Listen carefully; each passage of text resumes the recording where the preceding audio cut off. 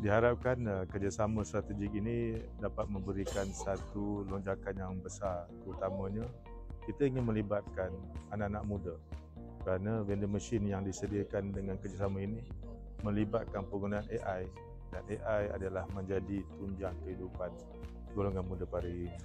Jadi secara prinsipnya kerjasama ini sedikit sebanyak akan dapat melonjakkan kadar kita semula kita dengan penglibatan penuh daripada golongan muda ini, dan diharapkan kerjasama ini dapat memberi impak yang besar bukan saja di negeri-negeri 672 tetapi juga di negeri-negeri yang selain daripada negeri ACTA.